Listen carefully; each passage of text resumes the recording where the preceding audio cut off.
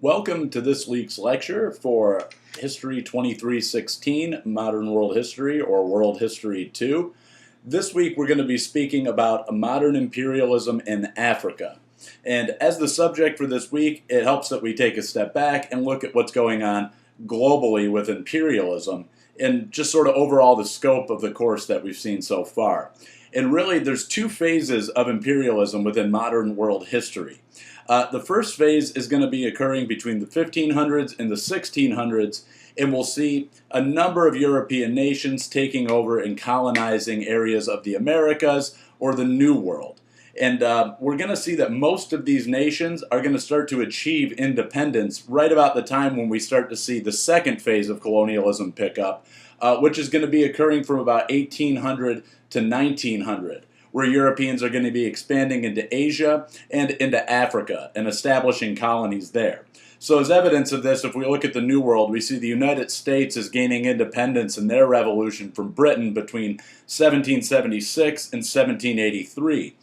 In terms of the French Empire, we have the Napoleonic Wars going on over in Europe very shortly after in the early 1800s. But before that, we see the establishment of the nation of Haiti in the Caribbean.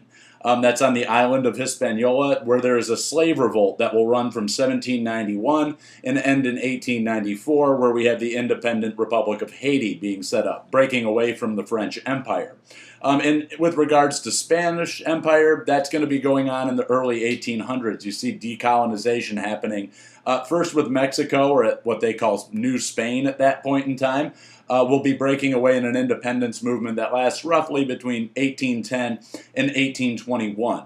So ultimately, by the time we see colonialism taking shape in Africa, there has already been independence movements and decolonization going on in the Americas.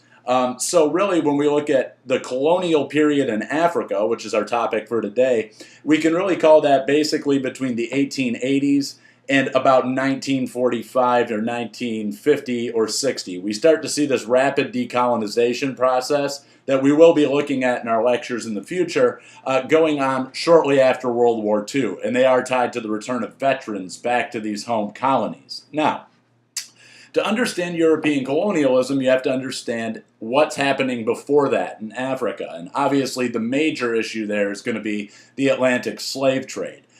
So throughout the Atlantic slave trade period, Europeans were establishing relationships trade-wise with independent African nations, with African rulers. During the 1800s, building up into 1900, when we start to see formal colonialism set in, Europeans are concerned with building spheres of influence. What they want to do is they want to essentially shape these colonies into something that they can claim for themselves, and we'll watch that formal process happen with the Berlin Conference. But prior to that, what we're seeing is Europeans are going into African coastal territories and they're getting local leaders to sign slave trading treaties that abolish the Atlantic slave trade. And they abolish the African involvement in the Atlantic slave trade. And so through that process of destroying the slave trade on the West African coast, we're going to see a number of treaties drafted up between European nations and independent African rulers. That's one factor that's going to help shape the spheres of influence in Africa. Secondly, right around mid-1800s, we're seeing that Europeans are figuring out how to use quinine to prevent malaria. So exploring the African continent, especially in the western and central parts of Africa, it's not going to be easy for Europeans. And they're really not going to be able to get into the interior until about mid-century because they're losing so many people on their exploration expeditions to malaria. So the invention of quinine around the middle of the century is going to help sort of establish those spheres of influence, because what Europeans are doing is they're going further and further into the continent. Therefore, these trade relationships they're setting up, they're ultimately going to be moving further inland and away from the coast, and that's going to expand European influence to those areas. Finally, it's all about the establishment of what they call legitimate trade. And what legitimate trade is all about is what are Europeans trying to buy from African nations after the slave trade is abolished. When they no longer have any interest in slaves, they're going to turn their attention to raw agricultural and mineral products. Things like rubber, palm oil, gold, diamonds. And then a little bit later on, after 1900, we see petroleum oil becomes a rather important resource that European nations are trying to extract from Africa. So, really what we're looking at with colonialism is this is an exploitative economic relationship. The whole purpose of imperialism is to take a territory, put yourself in control of it politically so that you can reap the benefits of the resources in that territory and the labor in that territory. So what's happening is all of these African societies are going to be shifted under colonialism towards an export economy. And those export economies are going to be benefiting European economies. Africans under colonialism are not making money back into their economy. They are not trading for their own well-being. They're trading for the well-being of their European colonial power. And so that's really the sort of definition or the hallmark of European colonialism in Africa. Now, these spheres of influence that were established all throughout the 1800s and even going a little bit earlier back into the slave trade, those are ultimately going to become formalized in an event known as the Berlin Conference. This is going to be occurring in 1884, December of 84, and January of 1885. And what this is it's a conference where all the European imperial powers get together and they decide how they're going to split Africa up. And the whole idea is they want to lay down these ground rules. They want to lay down ground rules that establish a way of claiming territory in Africa without getting into a fight with another European nation. So the whole idea of the Berlin Conference is to minimize conflict between Europeans and grab as much of Africa as you possibly can. And the Berlin Conference pretty much lays out 3 ground rules. Number 1, you have to plant your flag in the soil. That is one of the most important parts of the Berlin Conference. They say if you can't fly your flag over the territory, you don't actually politically control that territory. Secondly, you need to have well-established treaty relationships with the ruler within a territory. So if you're Great Britain and you're doing a lot of trade with the Niger Delta, you need to secure treaty relationships from Niger Delta leaders to claim that territory in southern Nigeria as your own. And that's how we're going to see that formalize into a colony. So the French, the Portuguese, the German, the British, they're all trying to grab what they call this big piece of the African cake. And ultimately what we're going to see is some unique colonial patterns coming out of who grabs what territory. So the British and the French are going to basically split up most of West Africa with a few limited German holdings there in Benin and Togo and in German Cameroon. But France is really going to establish these big, large colonies because they don't have a whole lot of people in them. A lot of the territory that France is able to grab, it corresponds roughly with the fringes or the depth of the Saharan desert. As you could probably imagine, there's not a great deal of people living in the middle of the Saharan desert, and the population on its fringes is also rather small. So the French have this establishment of colonies that are really big. They grab a whole lot of territory, and they call it one colony. So we see this with French West Africa, French Central Africa. The British are going to take a different approach. They govern each colony individually, and they're grabbing places like Sierra Leone, Nigeria, Ghana. The Gambia is a great example of how they're just sort of arbitrarily drawing these lines in Africa. Gambia as a nation is just a couple of miles on either side of a riverbank, right in the middle of the nation of Senegal.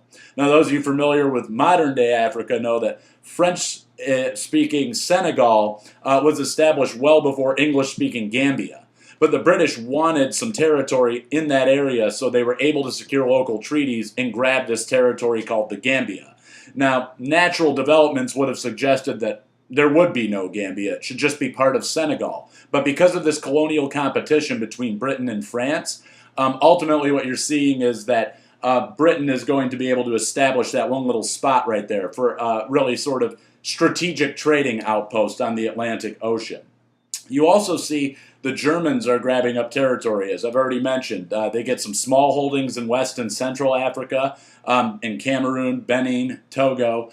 And then they're also going to be able to grab German Southwest Africa and German Southeast Africa. So these territories are going to be split up amongst the Germans, and they'll become part of their empire. Then there's one unique situation that I talk about at length in the PowerPoint, or at least show you some illustrations of, and that is King Leopold II of the Belgian Empire. he himself is the leader of Belgium. He's the king, but he's going to grab up the territory that corresponds today with the modern Democratic Republic of Congo. What he's going to do is he buys that for himself. It doesn't belong to Belgium at first. It's called the Congo Free State, and he owns that territory. And since there's no governmental oversight on what Leopold's going to do there, he goes on this murderous rampage, basically putting people to work collecting rubber, with extremely harsh punishments if you don't collect enough.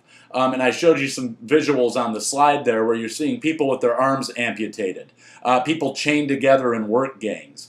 And what you're really seeing here is that there is no governmental control over what's happening in the Congo, and the people are being brutalized and terrorized for the extraction of rubber that is making King Leopold himself quite wealthy. And this will only change in 1908 when the Belgian government is forced to step in and take his colony away from him, at which point we see the Belgian Congo, which corresponds not only to the DRC but also to places like Malawi, Burundi, and Rwanda.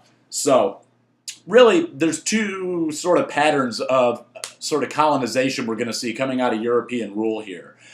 We have the French and the British have their own pattern for colonization, and the German and the Portuguese, they can be described a little bit differently. Essentially what we're seeing under the German and the Portuguese is they're basically looking to just sort of continue exploiting African labor, very much like the slave systems before. What they're going to do is they set up very much plantation-style slave systems that we'd be familiar with seeing in the Americas. And they're going to put Africans to work in mines, on plantations. They're setting up work camps. And really the hallmark of their colonialism is work or die. Those are your options. And that runs in stark contrast to how we can describe British and French colonialism. British and French colonialism on its surface could be called far less brutal. But if you look at the patterns of what's going on there, it's also far more socially pervasive. What we ultimately see is the British and the French are genuinely concerned with what we could call assimilation. They describe colonialism in light of the 3 C's, that is, Christianity, commerce, and civilization. And what we mean by that is, essentially they're going to come in first with the Bible and the cross in hand. They're going to set up mission-run schools. And then Africans who want to get any sort of education in terms of the English language or the French language or systems of measurement that might be helpful to them in trade, they're going to have to go through mission-run schools. Where when they're learning to read English, when they're learning to read French, they're also learning the Bible. And so they're reading the Bible and learning how to read from the Bible, and that's ultimately going to lead to a lot of conversion towards Christianity under their type of colonialism. Then next is commerce. Obviously for the British and the French, like every other colonizing power, they're looking to take advantage of Africa's resources. So commerce is the next part of their 3C model. And really when we look at commerce, what's interesting here is Africans are forced into European export systems, and that is through the system of taxation. What we're seeing is a British power might come into an area, or the French power might come into an area, and they're going to say, we own this area politically now, and you owe us tax money. Here's the issue. Most of the societies they're encountering, they're barter societies. They don't have currencies, and they certainly aren't using European currencies like the franc or the Great British Pound.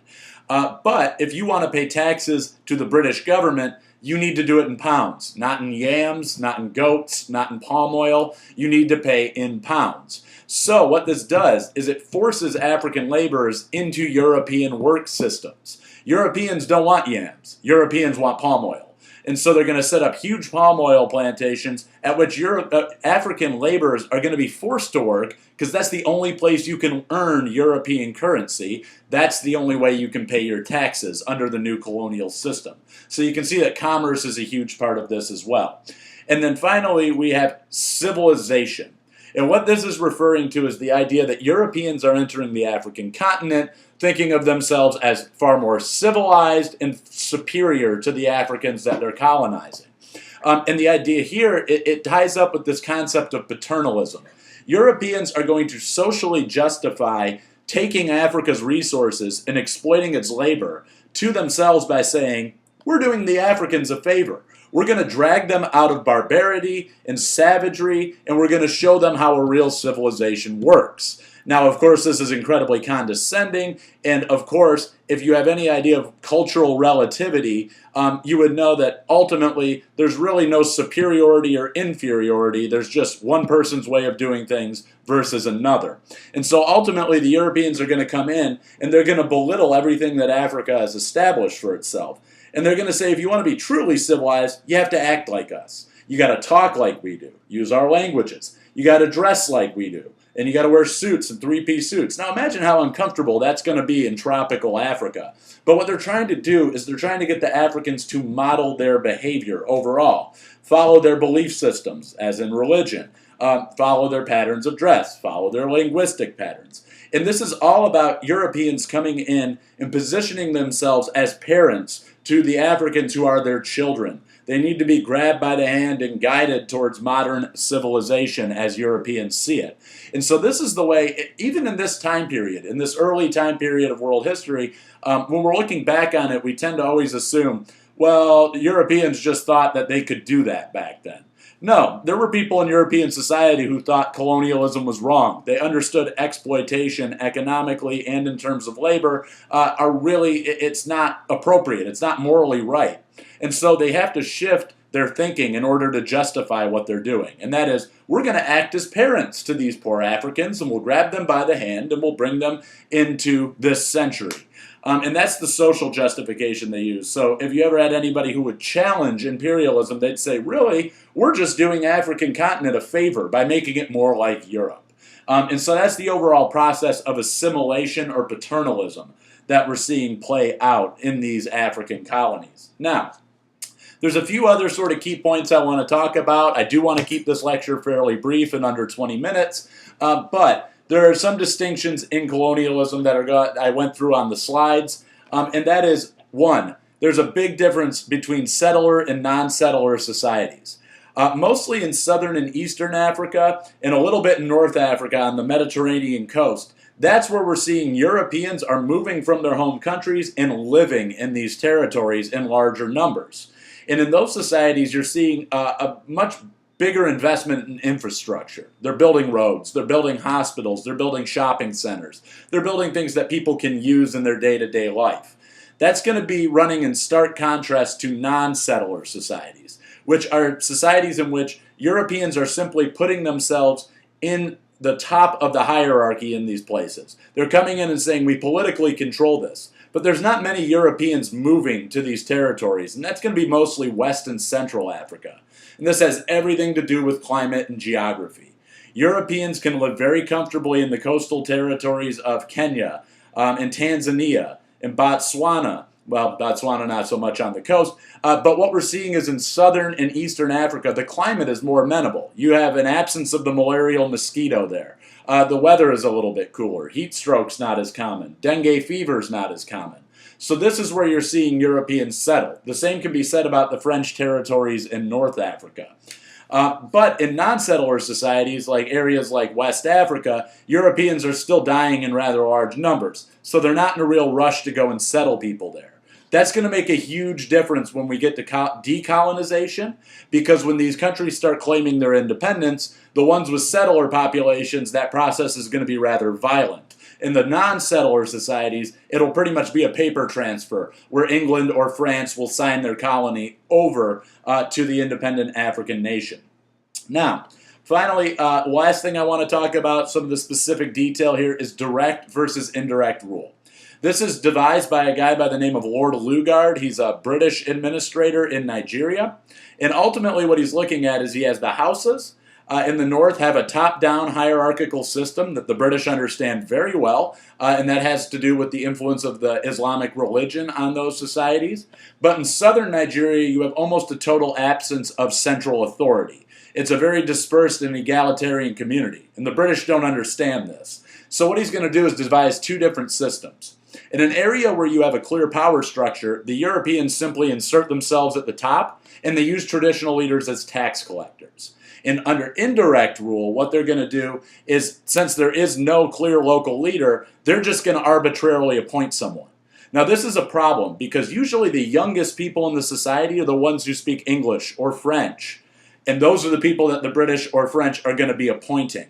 And then ultimately what you're going to see happen there is that these are societies that operate on a gerontocracy, meaning the authority figures in the society are the older demographic of people. And so when these warrant chiefs are put into positions where they are now the new local authority, this does not bode well for traditional African systems of authority. And ultimately, by 1929, we're going to see that the British have to abandon the indirect rule pattern. So, I've gone a little bit over my time. I'm going to wrap it up now by saying the takeaways are this. Number one, imperialism is an exploitative process that is designed to turn African economies into pure export economies that can benefit European economies. The money that's being made during colonialism is not going into African governments, it's going into European governments.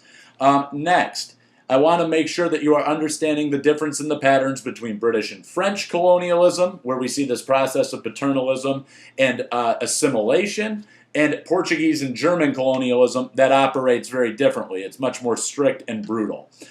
So that is my spiel for today. I hope this could sort of add some clarity to what you're seeing in the PowerPoint slides.